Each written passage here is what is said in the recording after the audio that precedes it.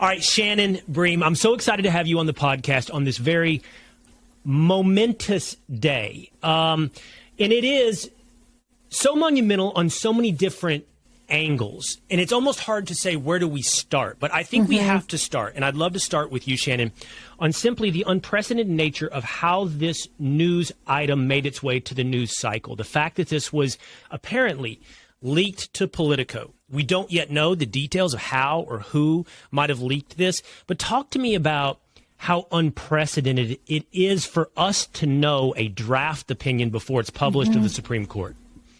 It's actually shocking. I've covered the court for 15 years, and the court has gone on for centuries before that, but this is exceptionally rare that something like this would happen. Now, over the weekend, I started to hear, I got a tip that something would be coming from Politico regarding the Supreme Court. Never in my wildest imagination did I think it would be a leaked draft opinion, which the court has now confirmed is the real deal. I think it's just something that's beyond anything we would ever expect. And it gives people a little bit of an insight into how this whole thing works. I mean, what we eventually get for the final opinion may be nothing like or exactly like what Justice Alito wrote in that draft. We'll just have to wait and see, and who votes for it.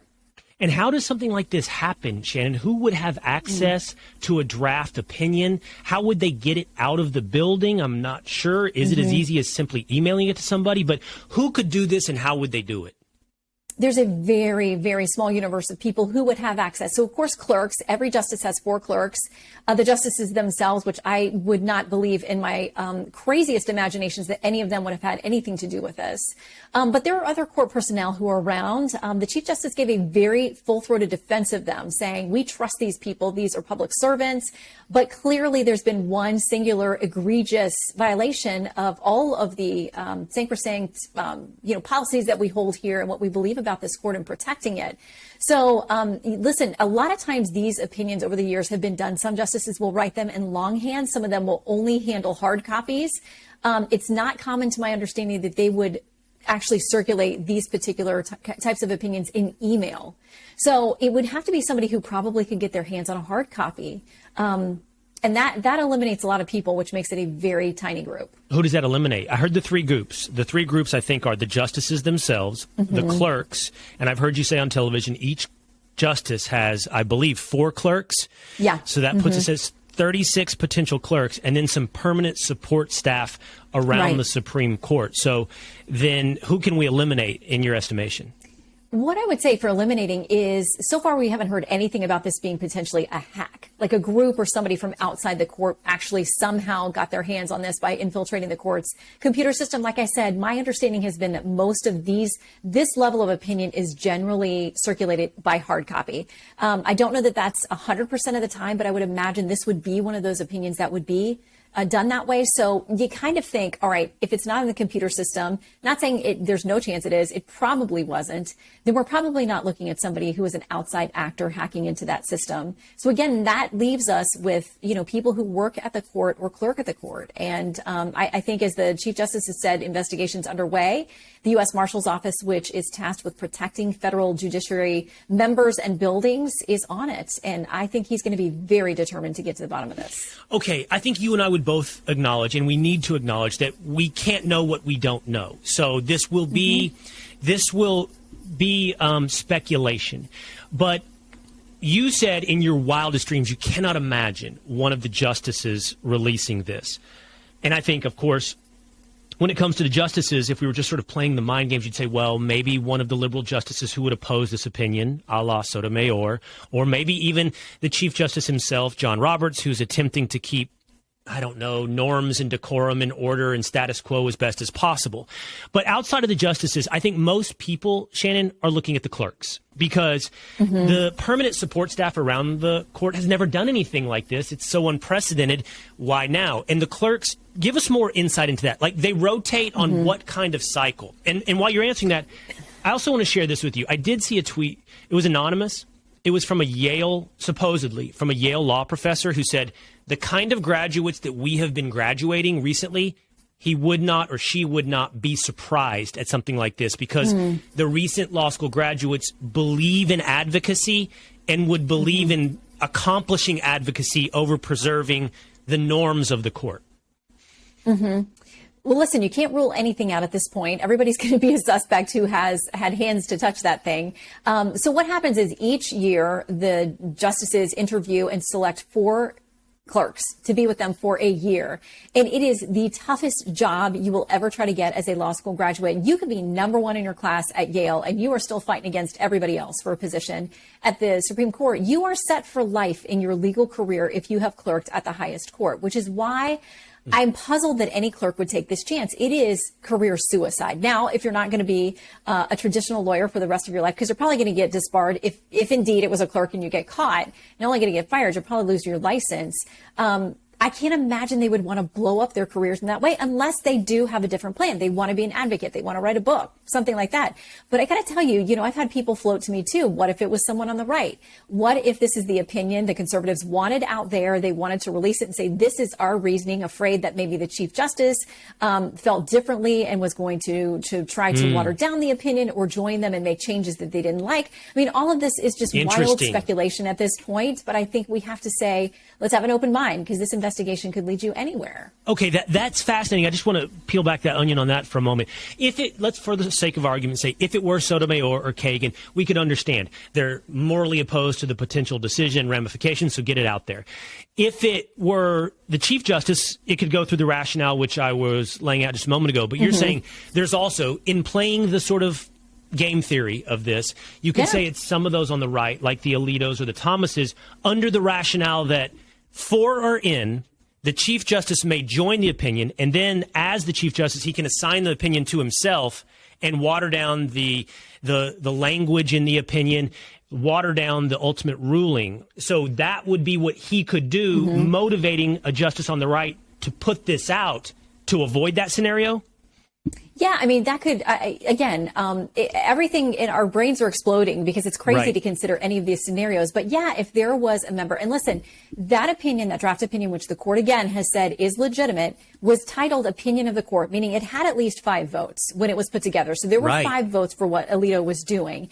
If there was some worry among one of those 5 that they weren't going to get that full-throated takedown of Roe, but that's what they wanted, it's possible that's why this thing leaked out from a clerk on that side or from somebody on that side of this argument. I think when we find out one day, all we can do at this point is just sort of speculate, and you can't just tag one side or the other. I think you have to look at everybody and say, all right, let's be fair here and go down the wildest rabbit trails and see who could have possibly had what motivation to do this. As any good investigation would. Now, let's play this out as well, which will still be speculation. In order to figure out what the motivation would be in something like this, Shannon, what do you think is a realistic repercussion of this opinion being leaked? Do you think the Supreme Court's resolve will be bolstered by this getting out in the public, or do you think the Supreme Court is going to sit here with their finger up in the air, monitoring the public, going, I don't know? I mean, I wonder, is the Supreme Court malleable to the response this leak will have out in the public? I don't think so. And it's interesting because in this draft opinion, Justice Alito, and again, I can't wait till we get the final because I'm going to go page by page to see how much it does or doesn't mirror this draft, see what happened and see if votes changed or if anything else changed. But he says in here, listen, it's not our job as the court to worry about what the public response will be to what we decide. If our job as jurists is to interpret the law and apply it to the facts. I mean, that's it. It's not our job to worry about what the public outcry is after we make a decision. The Chief Justice has been very, very vocal about the fact that he is very protective of the court as an institution. He does not want it to be viewed as political, which some of his critics will say in an attempt to avoid that, he has at times made it look political, and they point to the decision on the Affordable Care Act. So, you're going to have critics no matter what you do, but I think it's impressive today that the chief has said this is not going to be whatever the underlying motivation was for this. It's not going to disrupt our work. We've got an investigation, and we're going to keep doing what we do. Hey, Shannon, can we make assumptions? You said because it is entitled the opinion of the court, there are at least 5 justices at the time it was written. Yep.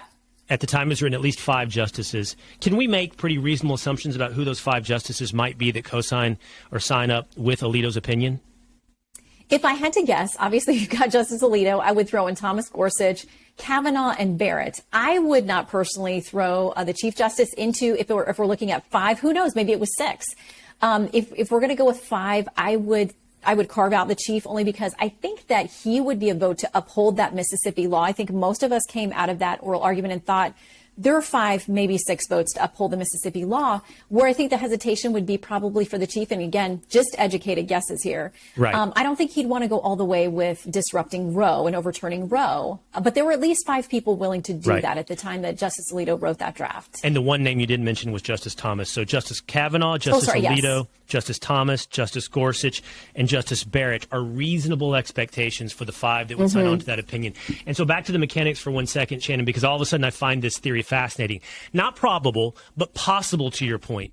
If Justice Roberts, Chief Justice Roberts, joined the 5, if he chose to, between now and when it is published, joined the 5 and made it a 6-3 decision, presumably a 6-3 decision, he could then take over the opinion, though, right? He could assign it to himself and write the opinion, making what we just read not moot in the outcome. The outcome would be the same, but the perhaps weight and expanse of the decision could be reined in, watered down, whatever we want to say, by Roberts writing the opinion himself if he joins the majority.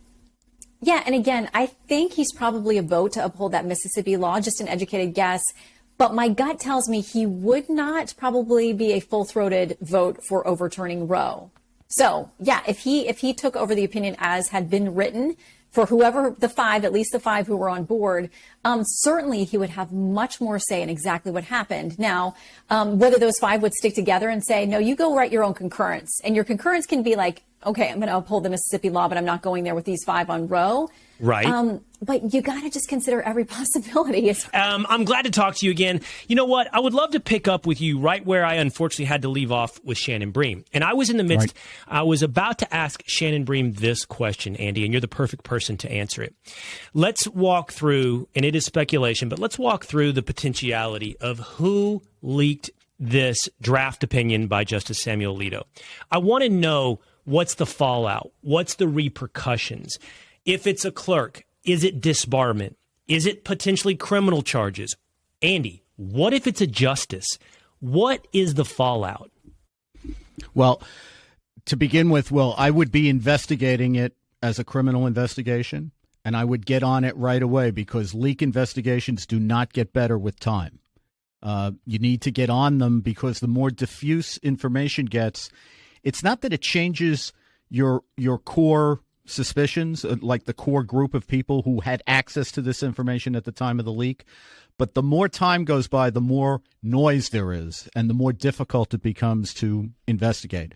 But I do think that there are plenty of criminal bases to investigate this. It's an obstruction of justice in the case.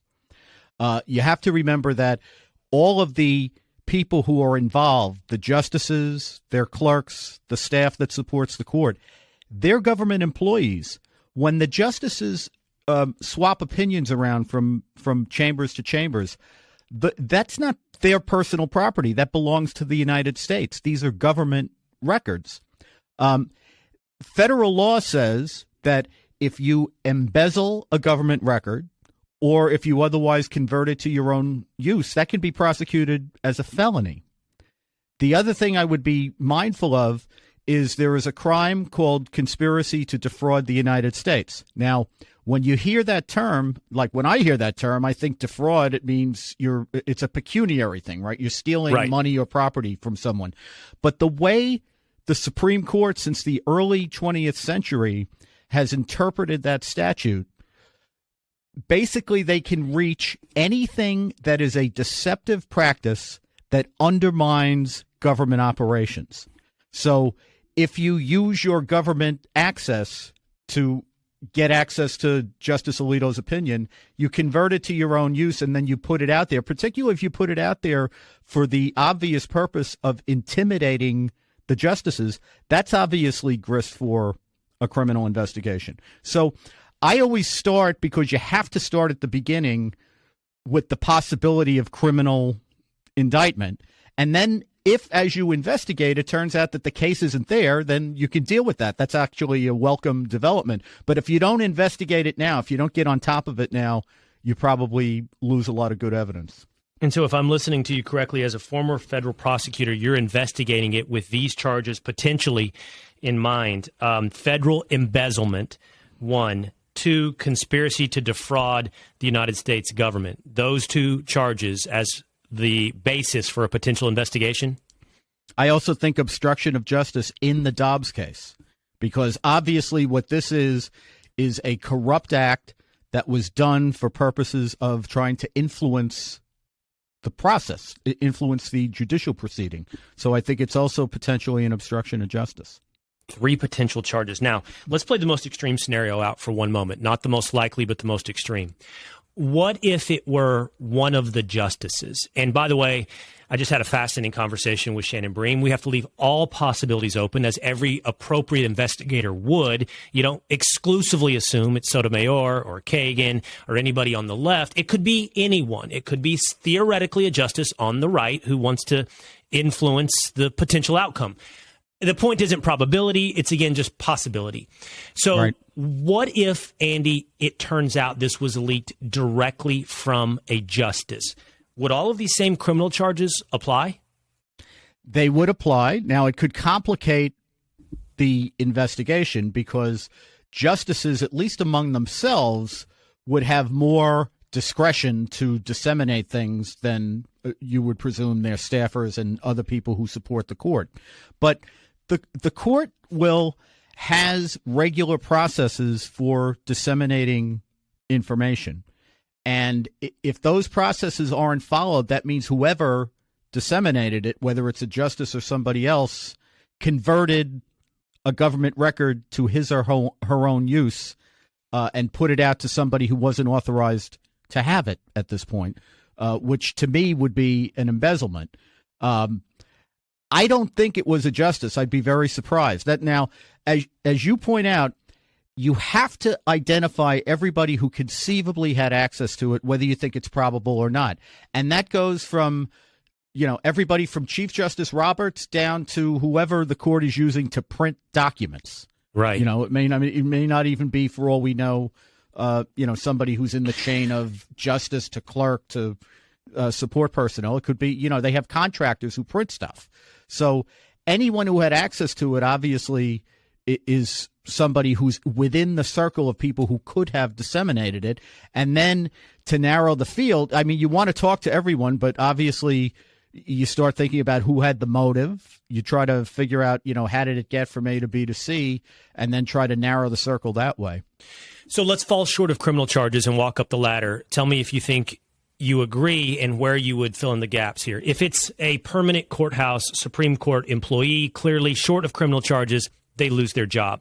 If it is a clerk, I've heard people say your legal career is done. You will be disbarred. You will never be a practicing attorney. And I want to put that to you in just one moment. But also I want to ask you this. So again, in the extreme presumption that it's a justice, what does that mean for that justice short of criminal charges? In other words, these lifetime appointments, they're not insulated from everything, right, Andy?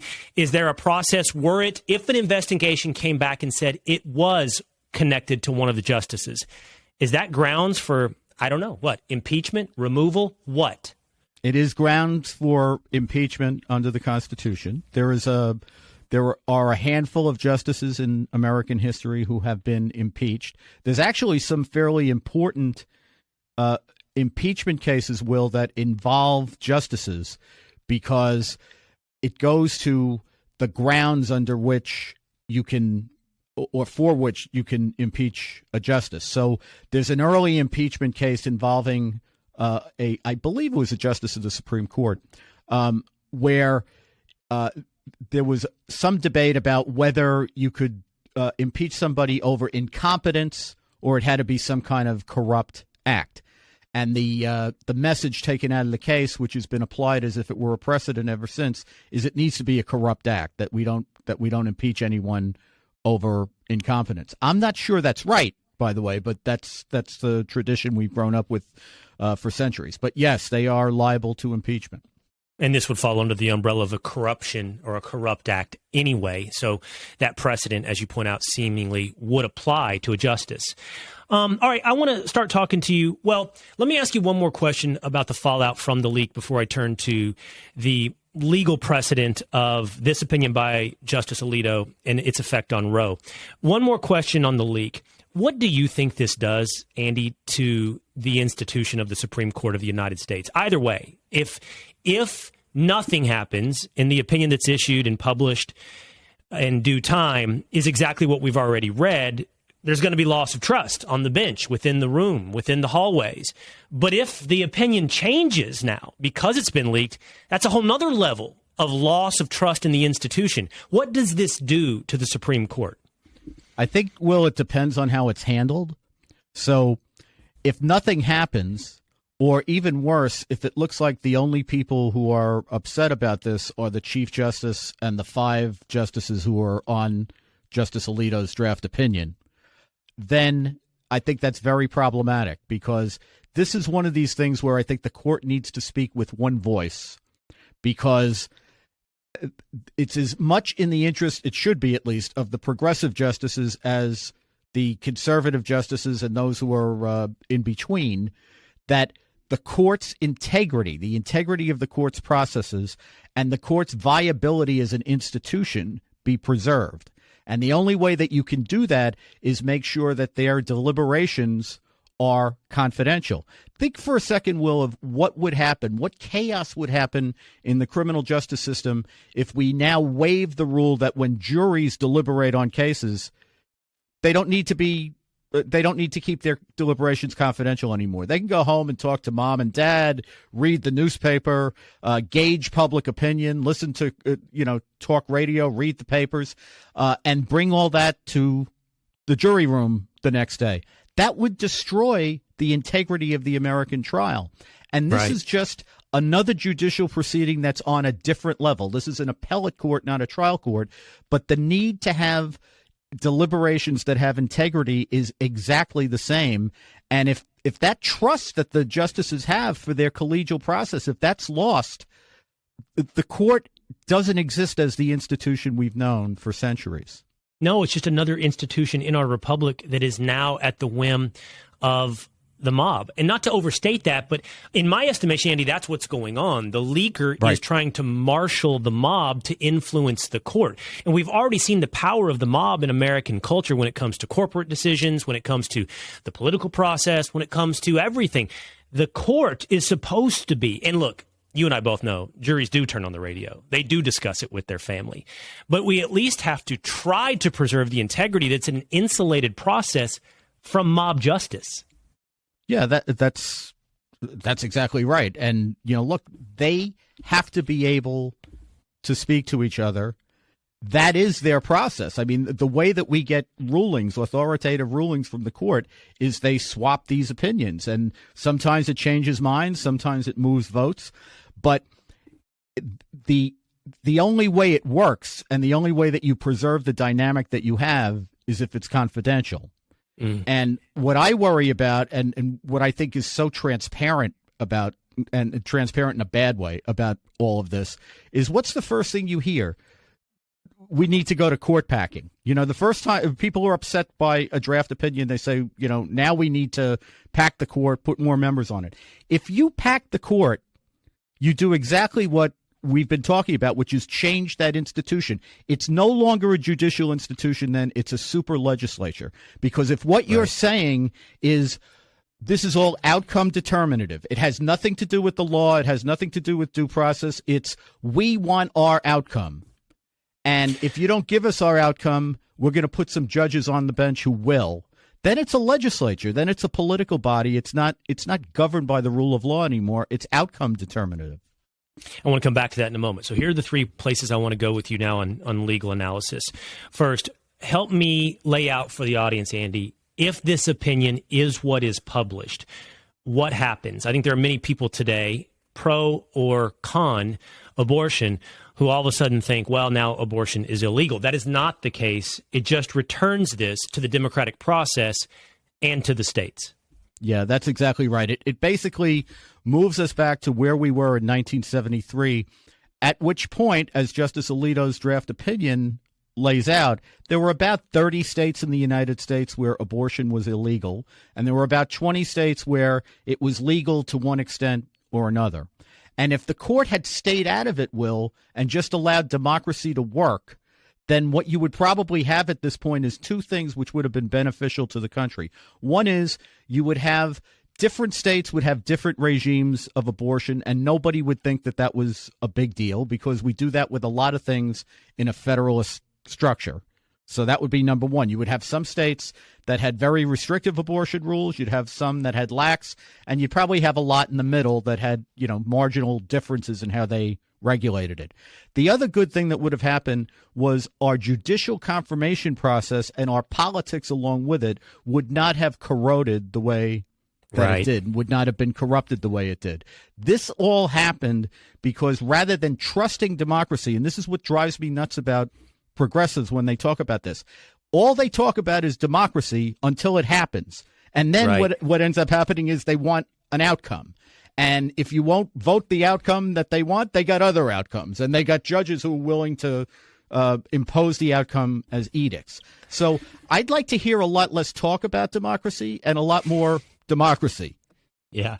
Now, the argument of the pro-abortion lobby would be this is not a right that should be subject to democracy. So the argument would go, Andy, that, and you and I would agree, there are certain rights that are not up to the popular vote of the majority. You can't vote popularly to reinstitute slavery. That is protected against by the United States Constitution. Now, those in the pro-abortion stance would like to say that as well is a right protected in the Constitution and not subject to a Democratic majority. Now, the rationale, which has changed over time, but the rationale starting with Roe v. Wade, I'd love to walk through with you. And that is, to my understanding, starting with Roe, this invisible definition of a right to personal privacy embedded in 3 or 4 different amendments to the United States Constitution. That evolved with Casey versus Planned Parenthood. It evolved over time. But the truth is, Andy, it really has, from both the left and the right, been acknowledged as one of the weakest Supreme Court decisions on a sheer logic and legal and constitutional basis, one of the weakest in history. Yes, because it's completely unmoored from the text. And as Justice Alito's draft opinion explains, if you're going to derive what we're talking about here, Will, are unenumerated rights. And what I mean by that is let's distinguish them from what I think you were talking about, which is the rights that are stated in the Bill of Rights. I mean, the whole reason for having a constitution, or one of the big reasons for having a constitution, is to protect minority rights. So no matter what democracy does, they can't take away your First Amendment. They can't take away your Fourth Amendment privacy protection. Then there is the part of the Constitution that says the fact that we don't enumerate rights here doesn't mean they're not rights. And some of those the court has deemed to be fundamental enough to have constitutional protection. But the category of those rights is they have to be basically foundational in our tradition, and they have to be essential to a system of ordered liberty. And you simply cannot say that about abortion, which was illegal in most of the country at the time of the founding, was illegal in 3/4 of the states at the time the 14th Amendment was adopted, and even after Roe has been the subject of tremendous debate and division in the country. It's simply, I mean, you could say it's a good thing to have. You could say it's not a good thing to have.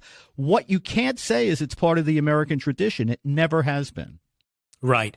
So this idea of a penumbra of privacy rights embedded in the combination of the first, second, third, fourth, fifth, 14th is one way this right to privacy was created. But you're pointing out substantive due process, I believe, the 14th Amendment, where they say, well, there are rights that are unenumerated. But to your point, Alito says, yes, but those must be grounded in some American tradition, which abortion simply is not. So there is no, the end result being, there is no constitutional right to privacy.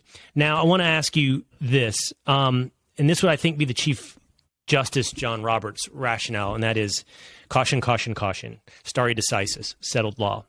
The idea being, well, we've been doing this for 50 years, and this is baked into, I don't know, the way things are done in the United States of America. It's this extreme deference for precedent, for what came before you. I don't know what the Chief Justice will or would write, but I know that he is definitely a devotee of precedent, of quote-unquote settled law. What do you say to anyone who would say, well, regardless of what your rationale may be, this has been the law of the land for 50 years, and you can't just go around jerking out the law of the land. Yeah, but it hasn't, Will, right? I mean, let's think about that for a second, right? First of all, we all know that cases can be reversed, right? Dred Scott would be still the law, and Plessy versus Ferguson would still be the law if you couldn't reverse something just because it was precedent. Okay, now let's talk about Roe. I have a news flash for people because you would never know this from reading the press. Roe has not been the law of the United States since 1982. Once Casey came along, it completely it kept the basic ruling of Roe, but it totally undermined the rationale of Roe. So that lasted for 9 years, which is a flash of time. And what is Casey about? Casey is exactly about a dynamic for trying to figure out how you regulate abortion. It doesn't say anyone who wants an abortion can get an abortion. It says we have competing interests of the state. We have the life and health and privacy of the woman, and we have the state's interest in fetal life, human life. And those interests they are in tension in these cases, and they have to be weighed. And what we have had since 1982 is a regime for trying to balance out those interests. So there's no settled doctrine about when you are able to have an abortion. And what has occurred over time is as technology has changed and as the court's jurisprudence, frankly, has changed and gotten more, I think, sane as far as devotion to the text and to the original understanding of the Constitution, the Casey rationale proves to be no more sustainable than the Roe rationale that it overhauled. So the idea that you're hearing today that we have this settled abortion jurisprudence and the court has suddenly abruptly thrown it out is nonsense. What Casey is all about is how you weigh this tension, and that's the reason we've had 1 million cases since Casey, which have come out on different sides of the equation. I'm so glad you brought up Dred Scott. You could have mentioned Korematsu, bad Supreme Court decisions that we don't simply go, well, it's too bad they've decided it so poorly, but law of the land we have to follow. And to your point, Plessy versus Ferguson, which established separate but equal, was settled law for 6 decades. For 60 years, it was the law of the land. And that did not stop the Supreme Court from righteously saying, this isn't right, and adopting Brown versus Board of Education. So we can't just follow an incorrect decision into eternity. And this will bring us full circle. That competing interest of Casey you described, what has that done? It's done exactly what you described. It turned the court into a super legislative process. And all we're saying now is returning this to the actual legislature, to the people to decide democratically. That's right. And Will, what you're hitting on, I think, is the fundamental difference between progressive judges and constitutional conservatives. Progressive judges have no hesitation about imposing outcomes on the public and removing issues from the democratic process. But what you notice here is that the conservative justices, if this case comes out as Alito's opinion indicates, they're not saying you will not have abortion. What they're saying is we're returning this, we're acting as we're supposed to act as a judicial institution, which is we are modest, we stand back and let democracy happen unless there's some command of the Constitution that requires us to intervene. So they're not telling you what to do with abortion. What they're saying is democratic self-determinism, which is what the progressives always tell us they're all about. Well, you get to have it now. You get to decide how you're going to run your life, and you get to decide things like abortion. Andy, it's been too long since I've seen you in person. I really appreciate you jumping on this very important day to help shed some light. Thanks, man. Thanks so much, Will. Great to see you. You too. Listen, I wanted to talk to you today. I was excited to talk to you. I am, in this episode of the Will Cain Podcast, talking to many people. I'm talking to Shannon Bream about the tactics of leaking a Supreme Court opinion and the impact that has on the legitimacy of the court. I'm talking to Andy McCarthy about the law of the presumed and invisible right to privacy and what this means literally to overturn Roe. But I wanted to talk to you, Ben, specifically at a little more esoteric level, I wanted to talk to you about the morality, the philosophical implications of abortion. I know this is something near and dear to your heart, not just from any personal relationship that we have, but honestly, man, I watched you when you were guest hosting the 7 p.m. show on the Fox News channel, which was then entitled Primetime and is now Jesse Waters Primetime. And I saw your very emotional monologue about protecting the unborn. Tell me your emotional connection to this very important and moral issue. Well, look, Will, I think, and I appreciate you having me join you. I think that this is, at its core, the most fundamental issue about what we are as a country.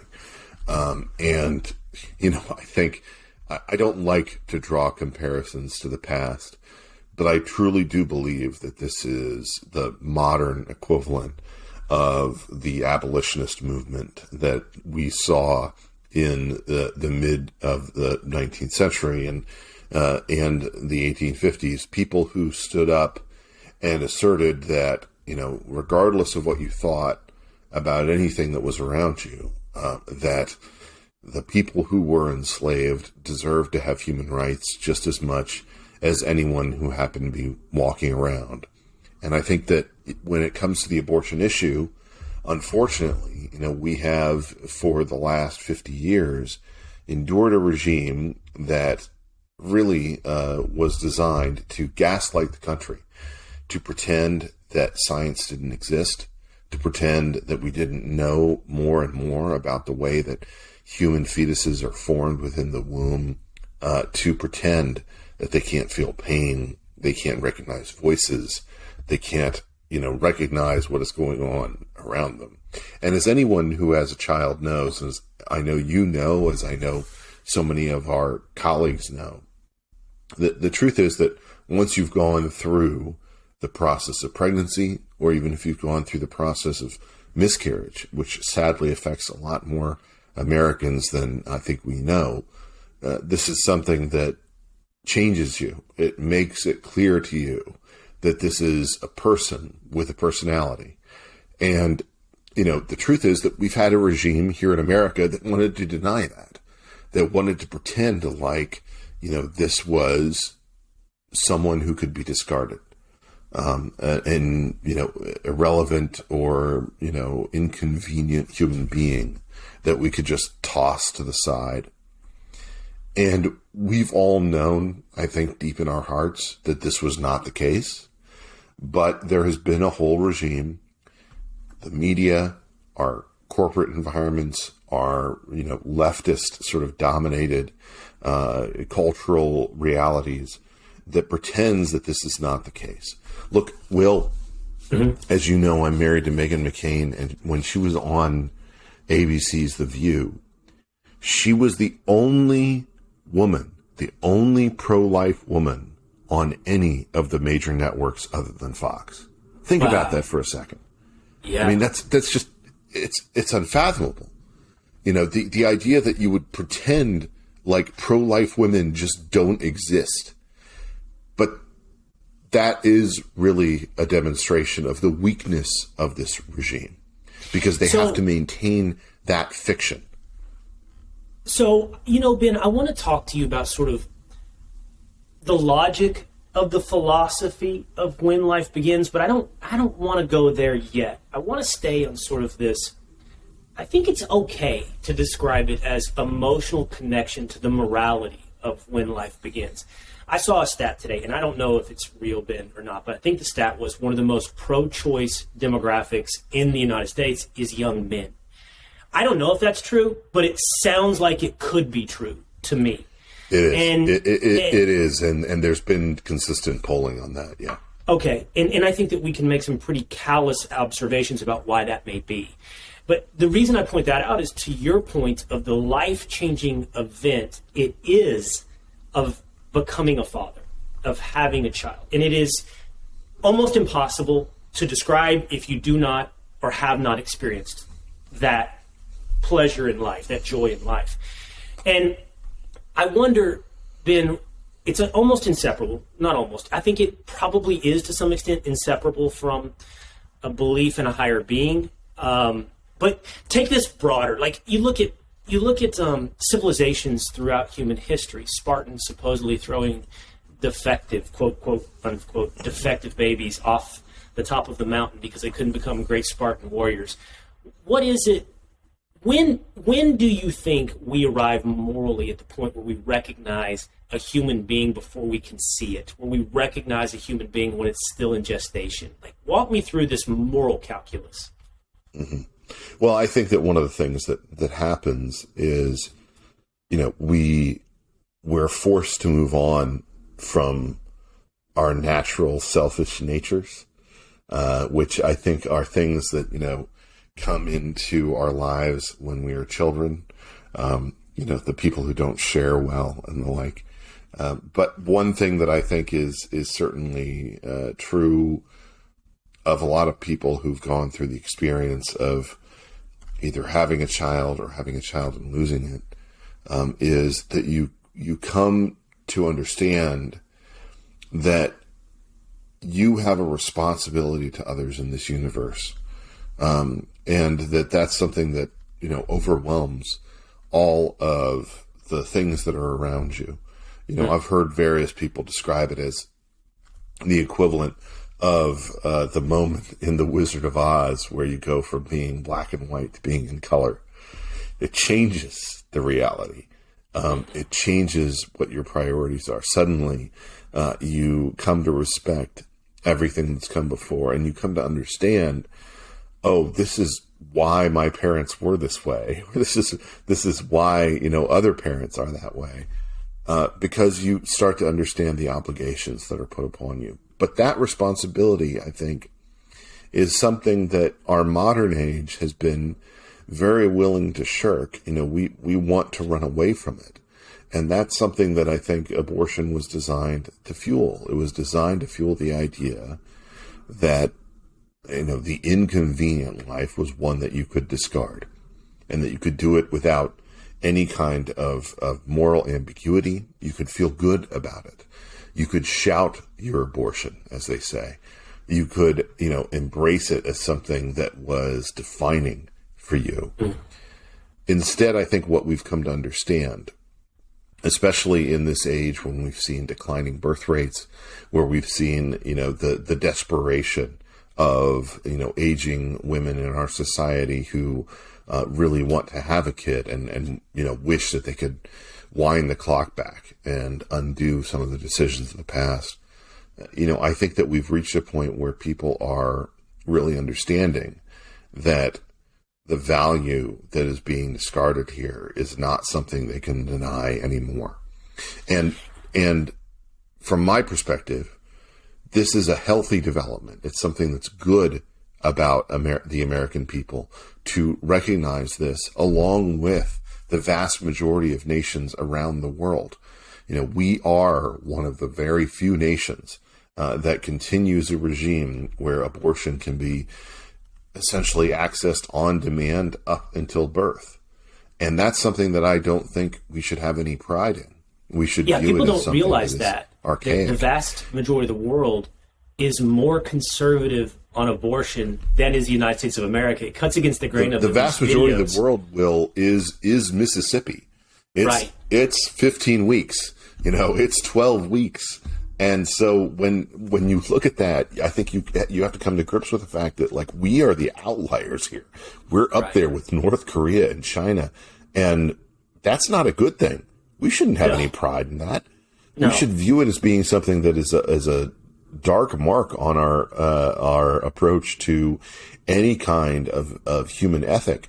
And the funny thing is, Will, that so many of the people that we wrestle with on the left started their careers as pro-life, Catholic or religious members of the political community, including Joe Biden.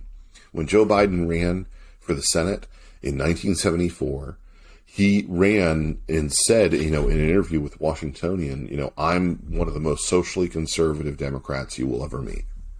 And he said, don't like this decision. I don't like Roe. I don't like the fact that we've, suggested that there's no one involved except for the woman, that there's not another person involved there. He said all those things. He opposed rolling back the Hyde Amendment. He voted for the partial birth abortion ban. He's someone who had a career that was very much in the center when it came to abortion politics.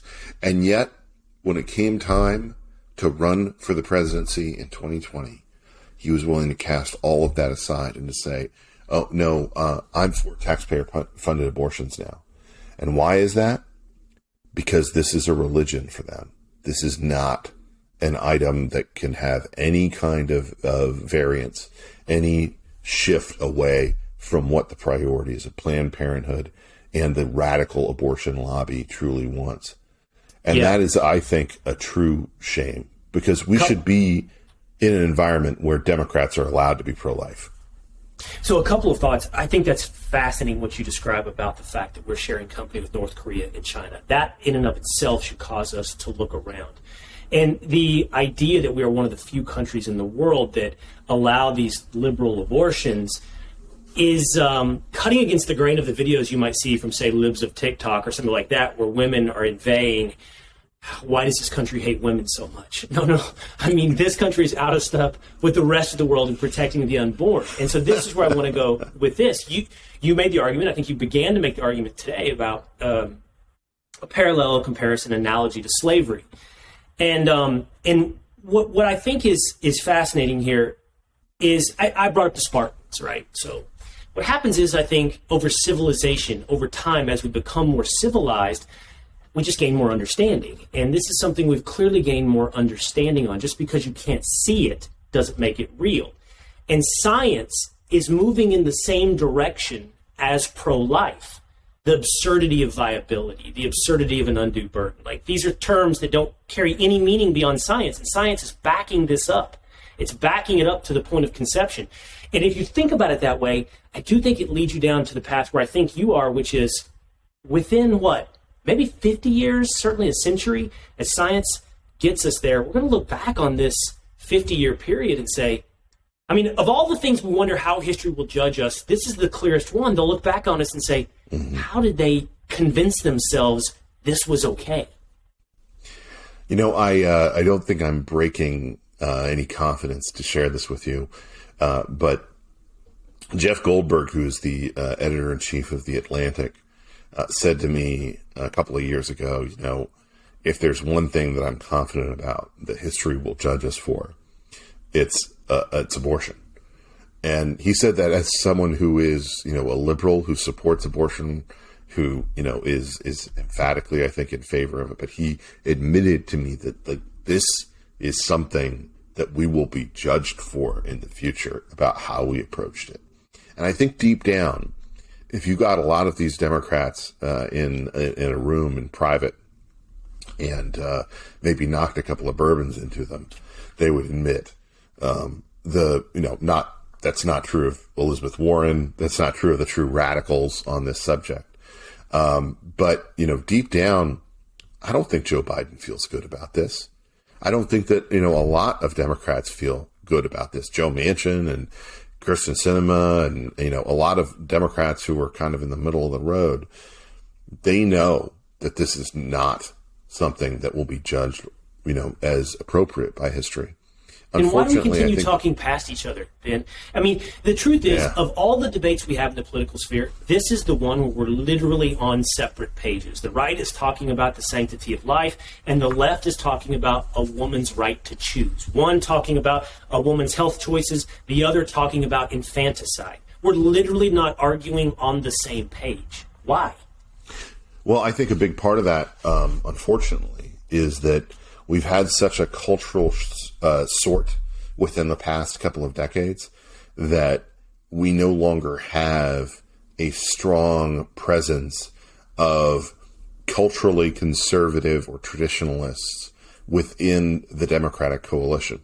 When Barack Obama talked about people who were clinging to their guns and their religion, he talked about that, people forget this, in the context of the 2008 primary. It was the Pennsylvania primary where he said that.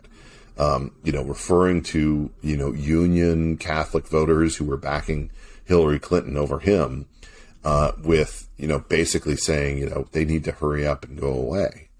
And I think that that's been the attitude of the Democratic Party. It's unfortunate because if we had parties that were more culturally attuned or balanced, where you could have some moderates within the Republican coalition, you could have some, culturally conservative NASCAR Democrats and the like, that would be a healthier polity for the country.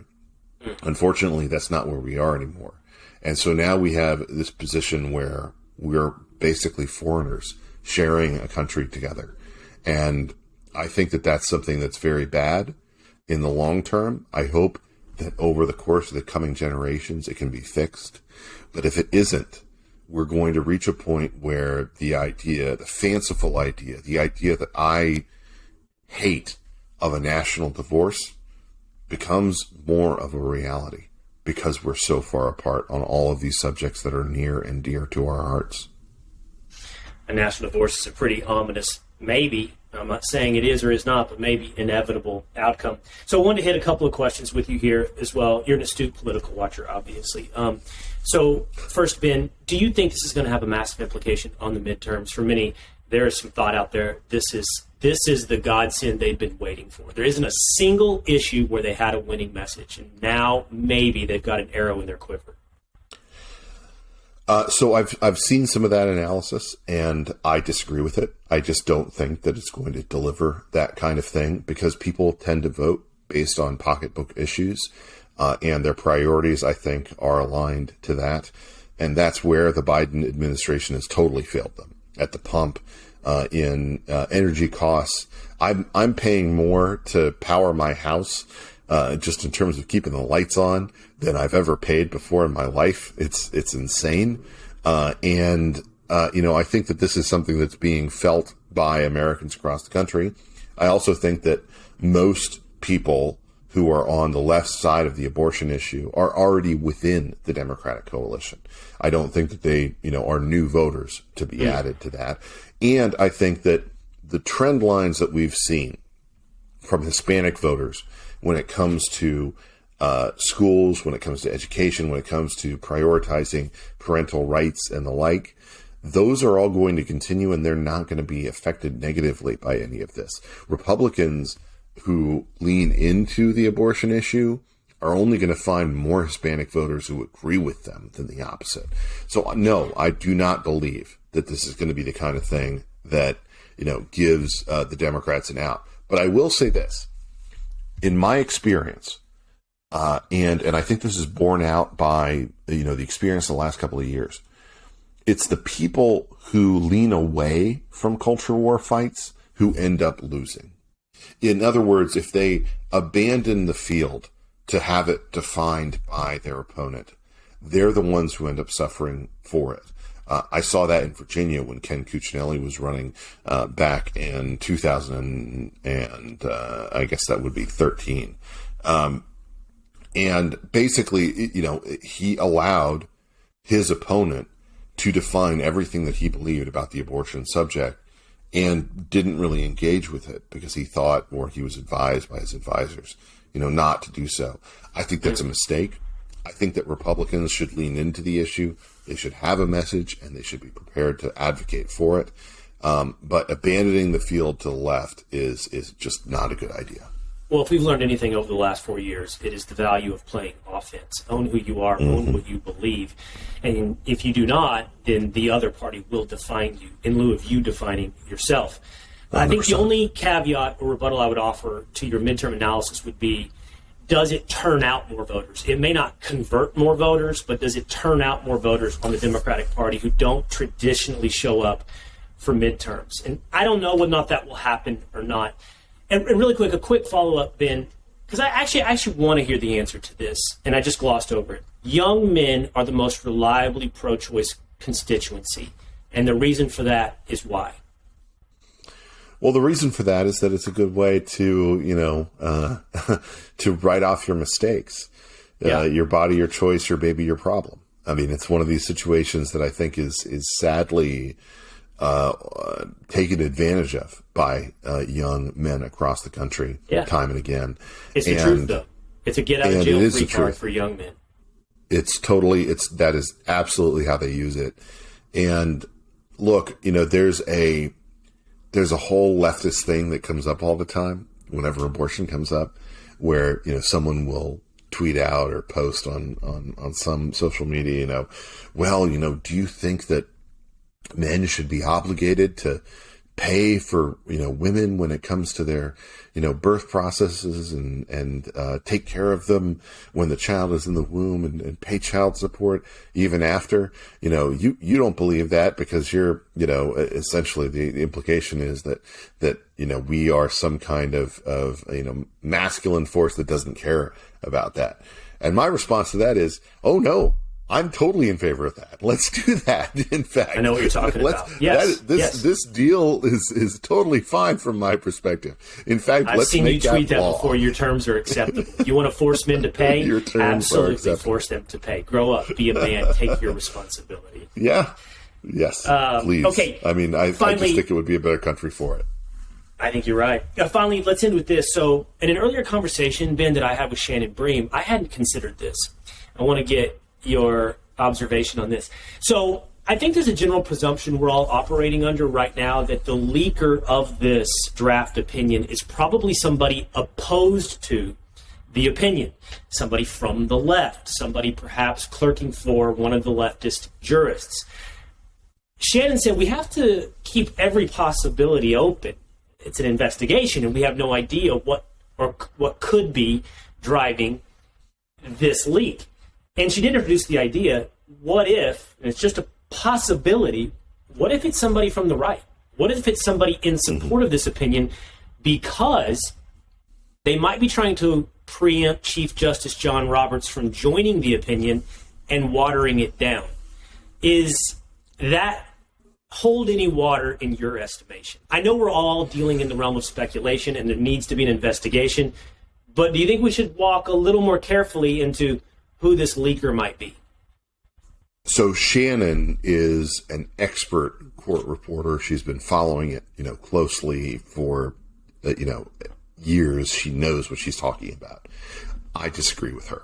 And the reason I disagree with her is because last night I had conversations both with a former clerk for Clarence Thomas, a chief staffer for Mitch McConnell, and a chief staffer for former Attorney General Bill Barr, all about this, basically saying, do you think this is a lefty or a righty? And they were emphatic, this is coming from the left. And I do believe that. And I believe it because I think that this is an attempt, a desperate attempt, to try to get some kind of public backlash that scares people off of this decision. Because this decision is, essentially 90% of what I would write.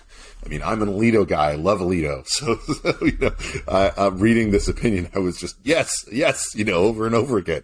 But what I would just say is I do not think there is a situation where this is a leak that is coming from the right.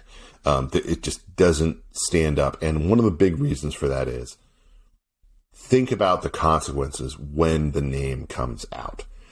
When the name comes out, if you are a creature of the left, you are getting 6-figure, 7-figure book deal kind of treatment. You are going on the speaking tours as the last, resistance to some kind of terrible right-wing fascist act, etc. If you are a leaker from the right, there's no such benefit for you in terms of your professional career. There's nothing that really comes out of this for you that's a positive. And so for that reason, among others, I would just say, I think confidently, this is coming from the left. It's probably a Sotomayor staffer because Kagan's too much of an institutionalist to want anything like this to happen. But we'll see. We will find out. And at the end of the day, I think this is terrible because it's one of those things where, the court was one of the last institutions that had not been degraded to the point of others when it came to people's trust. If something like this can happen on a decision of this level of import, it is a really disturbing thing. And frankly, the fact that it happened gives a lot of moderates who might not like the ultimate result of the decision and out. People like Susan Collins, they may not agree with the decision, but they don't like this way that this was leaked, and they're going to lean into that. So, look, we'll see what comes out at the end of the day, but I'm pretty confident that this is coming from the left, not the right. Yeah, and I would add to that if the 5 justices do not like John Roberts' concurrence, they can push him off to do his own while they write the majority opinion, in the words of Samuel Alito. They don't need the leverage. I would also add, which side of the aisle is marshaling mob justice to exert leverage right now? Which one is using that as a tool? And I think you'll come to the answer more clearly, that this is a tool of the left. Yeah, and I think you're right. It threatens one of the pillars of our republic, yet another pillar of our republic, the implications of which will be playing out. Unfortunately, I don't even have to say decades. It's probably going to play out in the next 2-3 years in some pretty dramatic fashions. Listen, I love talking to you. Make you a deal. Let's do it more often. I'd love to have you on. I would love to. I would love to. Will, how do you feel about the former Redskins taking Sam Howell? I'm not. I know you're a Commanders fan. I'm not that concerned. I'm not that concerned about Sam Howell. But I'll tell you what, because I know you love the Cowboys as well, or at least you love to hate them. As soon as your interview ends, Ben, I'm going to have a Cowboys expert break down their draft coming up in just a moment here on the Will Cain Podcast. So stick around, would you, Ben?